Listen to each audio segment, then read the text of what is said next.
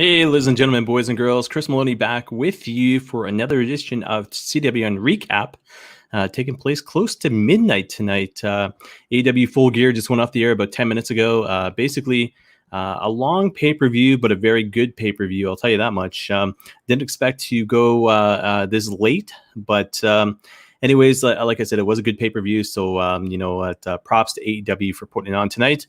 Some surprises, some results that basically I had predicted as well, if you'd watched the prediction show earlier on. But the fact is, it was, like I said, a good pay-per-view, so I'll get into it now, so I won't keep everybody awake until wee hours of the morning. So the red carpet special took place at 6 p.m. on YouTube. Like I had mentioned there, just basically to show up the matches, to go through the matches. Dasha Gonzalez, Alex Abrantes, I want to say his name is, and then Tony Schiavone were part of that. So that is available on YouTube. You can go back and check it out if you missed it. Then we go into the buy-in. Buy-in took place 7 o'clock tonight on, like I said, not Facebook, but Fight, as well as BR Live, as well as YouTube. That was for free. So you had an hour-long session for free. Basically, again, they ran through the matches, commentary, and one match on the show itself, and that was Serena Deeb defending the NWA Women's World Championship against the one and only Allison Kay. Match was a good match, aggressive match, great showing by Allison Kay. Basically, it came down to the finish where Serena Deeb locked in the Serenity Lock, and Serena Deeb defeated Allison Kay by submission to retain. Pretty good match, like I had said, very aggressive, very hard-hitting match between the two of these ladies. I didn't realize, and they kept mentioning this on commentary there, that the fact is they used to be a tag team. So I'm going to have to go and seek that out on YouTube, because the fact is I had no idea that they used to be a tag team. Post-match, as Serena Deeb's celebrating in the ring, Thunder Rosa comes down to the ring, and she goes face-to-face with Deeb, basically reminding Serena Deeb that Thunder Rosa is still around. So basically, good showing by the NWA females there, even though Allison Kay is a free agent. But it made the NWA look strong, made their women's division look strong. And basically, like I said, Allison Kay put in a good showing, and it looks to set up another match between Thunder Rosa as well as Serena Deeb. So that is great there. Main show comes up. Very opening match, and 8 matches on the main card itself. The very opening match was Kenny Omega and Adam Page. So the I think it was Cinderella that did the what was it, the music that went along with it, and Tony Khan had addressed that on AEW Unrestricted. And apparently Adam Page didn't like the music at all, and then when he saw the promos and he saw the hype work and this and that, he was kind of sold on it. But it was Cinderella's. I don't know what I don't know what I've got until it's gone. And it was, I'll tell you this, it's 44 years old. Thinking back to the days of what used to be called sock hops. So sock hops were basically dances with teenagers on, the girls on the one side of the gym, the guys on the other side of the gym. And then all of a sudden you have that kind of, that slow ballad come on, and the next thing you know, you'd have to get up the courage to ask out the girl that you like. But like I said, you don't know what you got till it's gone by Cinderella played into this hype, this promo work, so to speak. Anyways, it was what it was. But the coolest thing about this was that Kenny Omega, Adam Page, the history of Kenny Omega in Winnipeg, of course, and who comes out to be on commentary? Impact Executive Vice President Don Callis, and the internet was kind of lighting up. Twitter was lighting up. Ethan Page had made comments. I think Fight itself had made comments as well. But it was kind of cool to see Don Callis of Impact Wrestling doing commentary alongside JR, Jim Ross, Tony Schiavone, as well as Excalibur. In the match with Kenny Omega, as well as Adam Page as Impact, like I said, Executive Vice President there. So Kenny Omega defeats Adam Page by pinfall after hitting the One-Wing Angel in the finals of the AEW World Championship Eliminated Tournament. So, Omega's moving on to face the champion down the road, which is going to be either Mox or Eddie Kingston. I'll get into that further on in the show here.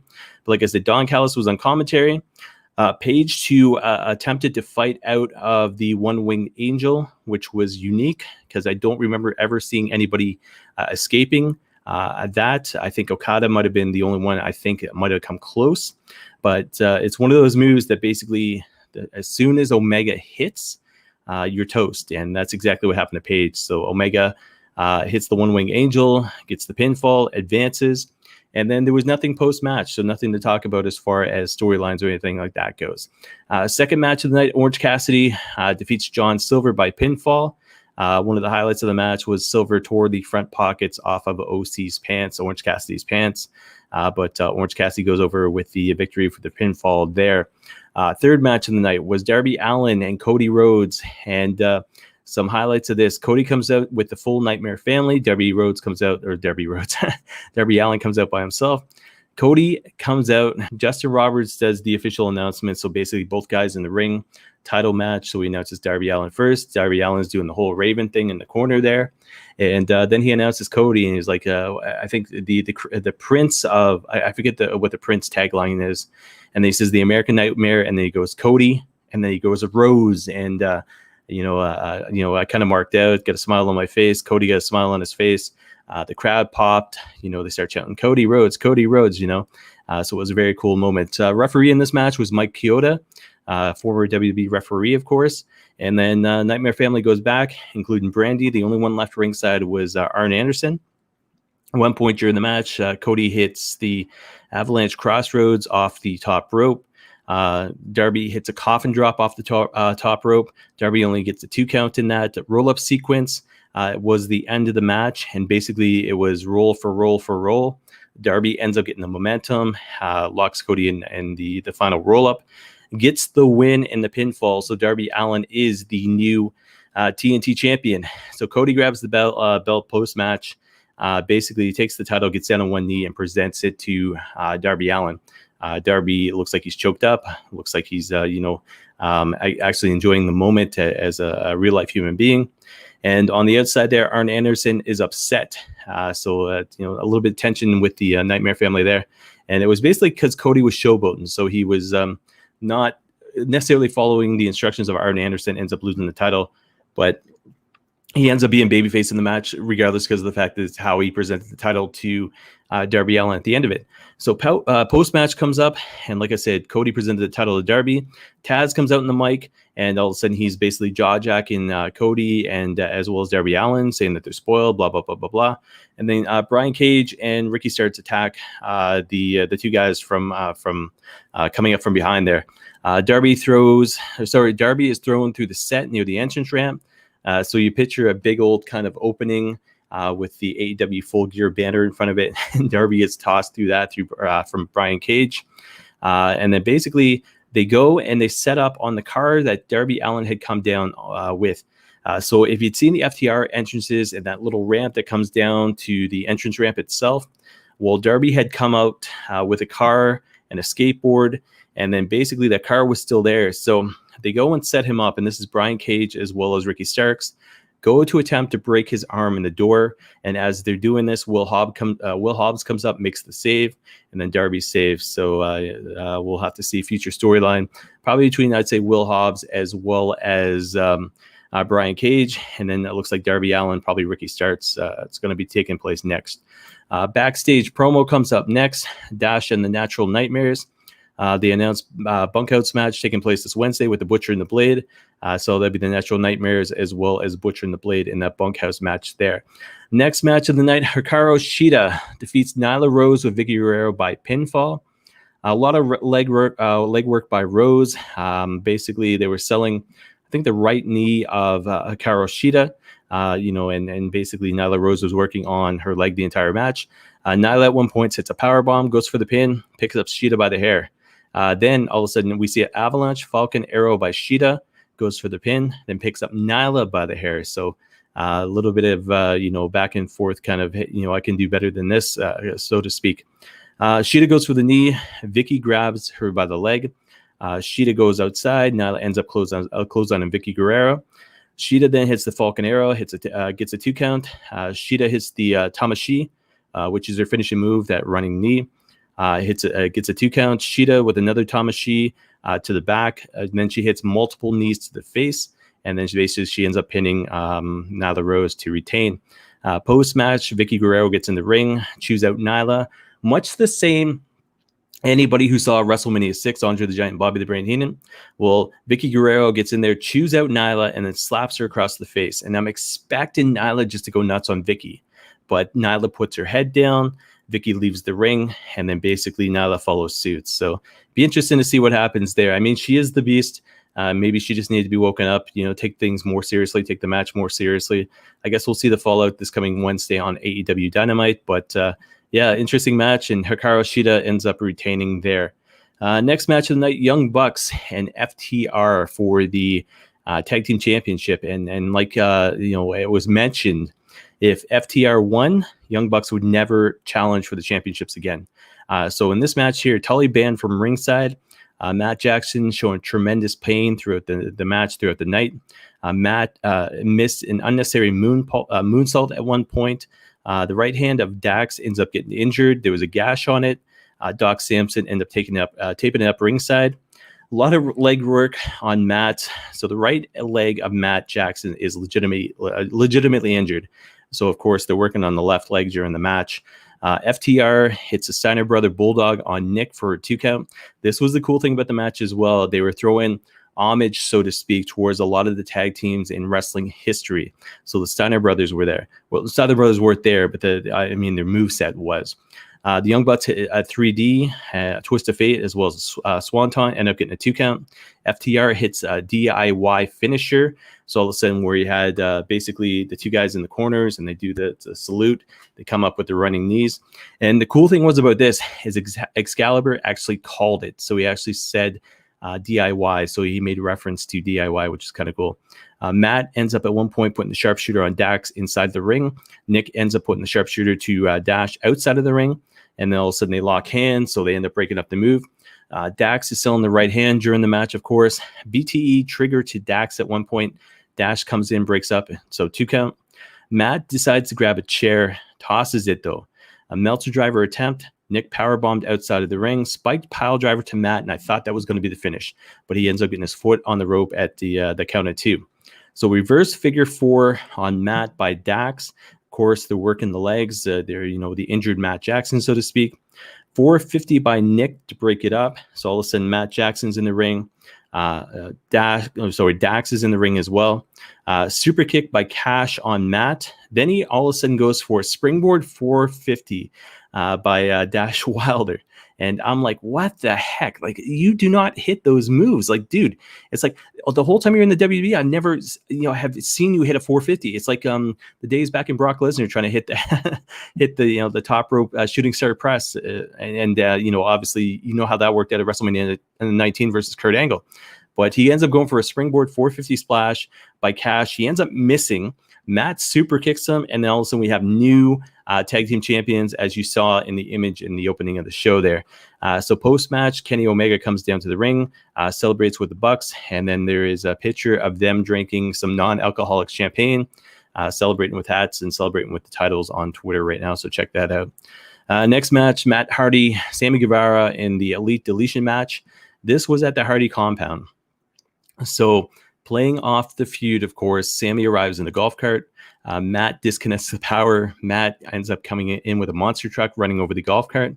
Hardy ends up hitting a power bomb through the table. Santana and Ortiz make the save, so they're there at the Hardy compound. Hardy gets on the walkie-talkie into the ring and notifies Private Party. So Sammy hits a twist of fate to Matt. Private Party end up coming down to invade. Hardy at one point, and this is where it got chaotic, but it was all fun at the same time. So Private Party, where am I here? No, sorry. Hardy grabs Roman candles under the ring and chases Sammy. Then he starts firing them at the ring, and then Sammy grabs his own and does the same thing. So all of a sudden, you see them on opposite sides of the Hardy compound, ring sitting there, and they're firing fireworks up into the air. So kind of a unique kind of a funny moment going on there.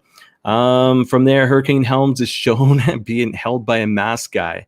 So in complete gimmick, the whole Hurricane gimmick, face mask and cape and everything else, is all of a sudden just appears.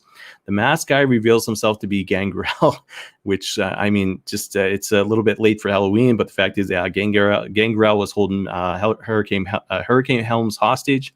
Hurricane Helms is then thrown into the lake of reincarnation by Sammy. Then he returns as a reporter, gets tossed into the Lake of Reincarnation again, and then all of a sudden ends up being back to Hurricane Helms. Santana Ortiz at this point battling Private Party in the ring still. Gangrel and Hurricane Helms end up joining in, so there's like 6 people in the ring fighting. Hardy and Sammy end up in the Dome of Deletion alone. But before that happened, and where am I here? I think I missed a point. But at one point, Matt Hardy is chasing Sammy.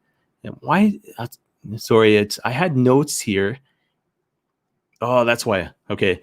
So before Hurricane Helms is shown, and this is one of the things that made me laugh, is so Private Party battling Santana Ortiz in the ring as all of this is taking place. Hardy's shown firing fireworks at Sammy. Sammy slips in the mud, and then Matt hits a twist of fate. And then Hurricane Helms is basically shown, and then the whole Gangrel thing. But Matt is literally holding the freaking fireworks like a gun, shooting them at Sammy, and Sammy ends up slipping in the mud. So, guys, if you haven't seen it, you haven't seen AEW Full Gear, if you're looking for kind of like highlight clip to go back and watch, look for Matt Hardy shooting fireworks directly at Sammy Guevara. So it was kind of funny. So from there, they end up going into, and where am I here? Hardy and Sammy end up in the Dome of Deletion by themselves.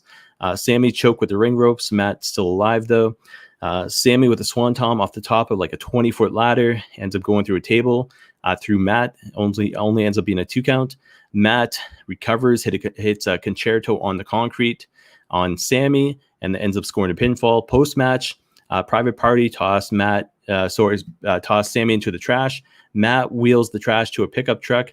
Senor Benjamin is driving the truck, gets a pop from the crowd, and then takes Sammy away. And as this is taking place, Rebby Hardy gets on the piano and starts playing to play out the match itself. So, yeah, so cameos by Rebby Hardy as well as Senor Benjamin. So, pretty comical match there. So, semi-main event of the night, MJF with Wardlow by his side, taking on Chris Jericho. So, MJF enters with Wardlow.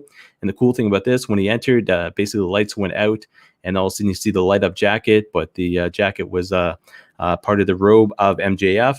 Jericho came out by himself. So obviously, Sammy Guevara as well as Santana Ortiz at the Hardy compound. Jake Hager's nowhere to be found at this point. Crowd very loud at this point because of the fact when Jericho came out, obviously, the crowd of what they estimated to be 1,000 people, according to Tony Khan, sings Judas, and all of a sudden they followed up with a "Thank You Jericho" chant. And it's great to see 1,000 fans singing Jericho's theme song once again. So some of the highlights of the match: Jericho at 49 years old hit a lion salt followed up by a top rope Frankensteiner. Here's a guy 49 years old, 30 years in the business, about to turn 50 in a couple days, hitting, like I said, a lion salt, and he hit the lion salt like he was like 20-something years old. And he followed up by Frankensteiner like he was like 20-something years old back in WCW.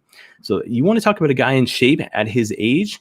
Between him and Rey Mysterio, I don't know who's in better shape, but Jericho looked amazing in this match. Jericho at one point hit the walls of Jericho, MJF with a rope break. MJF hit the code breaker, and then the heat seeker ends up getting a 2 count on Jericho.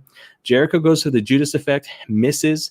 MJF locks him in the salt of the earth, rope break. And then MJF calls down Wardlow, who was not ringside at this point. Wardlow hands him the ring. MJF ends up going and misses. Hager out of nowhere, so all of a sudden Hager is now ringside as well, hands Jericho the bat. Wardlow has distracted Aubrey Edwards, who's the referee. Jericho thinks about hitting MJF. MJF drops to the ground like Eddie Guerrero used to. Aubrey turns around. Jericho's got the bat in his hand. MJF's on the ground, and it's like, kind of like, oh crap moment. But nothing happens. And the next thing you know, MJF rolls him up, ends up pinning Jericho. So now you've got MJF, Wardlow in the inner circle.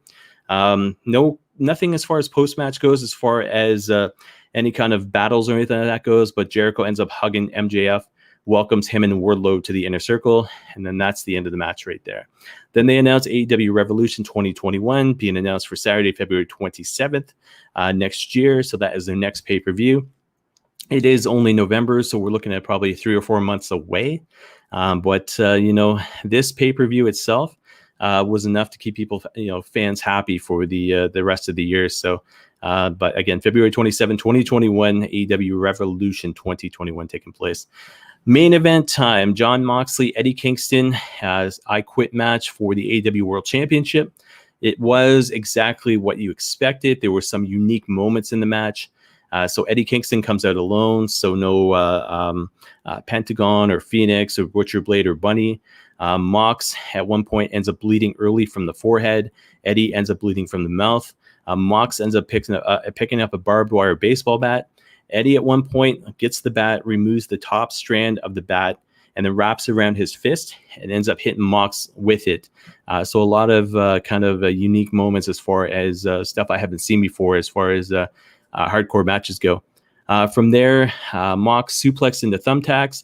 Kingston pours rubbing alcohol onto Moxley's back. So Moxley's got the tacks in his back, the tacks in his head. And all of a sudden, Kingston picks up the rubbing alcohol and pours it down onto him. And it's kind of like, it's a very small, unique detail, but it's something that makes sense because all of a sudden he's sitting there bleeding and you pour rubbing alcohol onto the guy. And as this is happening, Renee Paquette is going nuts online on Twitter. And all of a sudden she's like, can I say I quit for this guy? And this is her husband she's watching bleeding in the ring. But anyways, a really good match. At one point, I shouldn't say at one point, but the final moments of the match, Mox wraps the barbed wire around his arm, locks in the bulldog choke on Eddie, and then that's the end of the match right there. And then post-match, basically Omega comes down to the ring and stares down Mox. So obviously Moxley retains. Archer obviously is in the shadow, so to speak. He's looking to get his rematch for that world championship. And then all of a sudden the next match being set up is between Moxley and Omega. A lot of history between those two guys right there. So it'll be interesting as far as the main event picture goes. Kingston looked very strong in this. I think I predicted that. Didn't win the title, but he looked very strong. And Moxley went to go congratulate and shake his hand post-match. But the fact is, Moxley couldn't get Kingston to do anything about it. So anyways, it was a great pay-per-view. I can't really say anything bad about it. It was one of those pay-per-views that was, it was very heavily promoted around the main event. And all of a sudden, when you got Jericho, MJF signed, and then the Young Bucks making that announcement, if they didn't win the titles, that was it. They're done. Obviously, Matt Jackson is legitimately hurt, but we'll have to wait and see where the titles go from this point. A lot of my predictions, none of them took place. With regards to Shawn Spears or the alliance between the Young Bucks and Kenny, there was none of that kind of heel turn stuff. Young Bucks look like, just proper kind of guys just going for the titles and winning and becoming, staying faces, so to speak. Kenny Omega looks to be a face as well. Hangman Page, we'll have to wait and see where we go from here. But yeah, definitely interesting. It was just a regular pay-per-view that was, I'd probably give 4 out of 5 stars at least. And I'm not trying to do the Meltzer rating system, but I'm just going to say as a wrestling fan, very good pay-per-view. No complaints. And in saying that, guys, I'm going to say this. Match of the night, got to say this. FTR versus the Young Bucks. The match itself, with the injury to Matt Jackson, the hype surrounding the first time ever between these two tag teams going at it, I couldn't say no. I couldn't say no to this match not being the match of the night, and especially with the Young Bucks winning in the way they won and all of the tag team homage spots that they hit as far as this match went itself. So match of the night, FTR versus the Young Bucks. Wrestler of the night, or winner of the night, so to speak, this guy right here, Darby Allin. He ends up beating Cody. He ends up the first kind of champion outside of WWE realm to make a statement, So if you think of the titles as far as the AEW World Championship go, as well as the tag team championships, the fact is Darby Allin has never been WWE. Darby Allin has been one of those guys who's been around since day one that is always kind of and should always be remembered as AEW guy. And the fact is him winning the championship now all of a sudden gives guys like Sammy Guevara an opportunity, Ricky Starks an opportunity. So I think it's a shot in the right direction. Wasn't expecting this. I was expecting Cody to retain. But the way that Cody presented him with the title at the very end and then kind of set up an alliance between the two as they get attacked by Starks and Cage post-match, step in the right direction. So yeah, like I said, Wrestler of the Night, Darby Allin there. So guys, if you have any thoughts or comments yourself, and I know it is late, but hit me up here, feedback@cwnonline.ca. Let me know what you thought of the pay-per-view. Let me know if you watched the pay-per-view. Let me know if anything stood out particularly to you. If you want to reach me personally here, at Chris Maloney CWN on Twitter as well as Instagram. And you can check out the website cwnonline.ca. It is unique doing pay-per-views on Saturdays because, I mean, as a wrestling fan, it's always been Sundays. And I told my wife earlier, I said, I'm not used to this kind of going till midnight as far as the pay-per-views go. I mean, you expect the WrestleManias to kind of be like that. But when I was watching pay-per-views kind of growing up in this and that, it was always done by 11. So right now it is 12:21 Eastern Standard Time here in London, Ontario. So it was a late one, but it was definitely worth it. And, happy to do the show post pay-per-view, of course. Again, next time you will see me is coming up this coming Friday, Friday the 13th for episode number 13 of CWN Weekly. That'll be interesting. Obviously, I don't do a lot of talk as far as the pay-per-view itself goes because I've done the show here. I will touch base on it and then any kind of announcements post pay-per-view. If there's anything that comes up during the week, obviously I'll touch base on Dynamite and Dark and this and that. But yeah, I can't complain. It's a very good pay-per-view tonight. It's a very good pre-show. And AEW hyped it up quite a bit with Tony Khan interviews as well as just the shows itself on YouTube. So I know that he's doing a post-media scrum tonight, so I'll have to watch that probably tomorrow there. But yeah, the pay-per-view, like I said, if you haven't seen it, go out of your way to watch it. And if you are not going to watch the full pay-per-view itself, watch Omega and Hangman, watch Bucks and FTR, watch Darby Allin, and then basically you end up watching, any kind of clips that stood out, especially Matt Hardy shooting fireworks at Sammy Guevara. So that kind of made me laugh, like I said. But guys, that is it. I am tired. At Chris Maloney CWN. Best way to reach me online, like I said, Twitter as well as Facebook, and then check out the website cwnonline.ca. So we will be back this coming Friday the 13th for episode number 13, talking all things pro wrestling, Canadian independent wrestling, as well as mixed martial arts, and of course the Canadian Pro Wrestling Hall of Fame. So guys, until this coming Friday, we will see you again. Take care, get some sleep, and enjoy your week, guys. So we'll see you next time.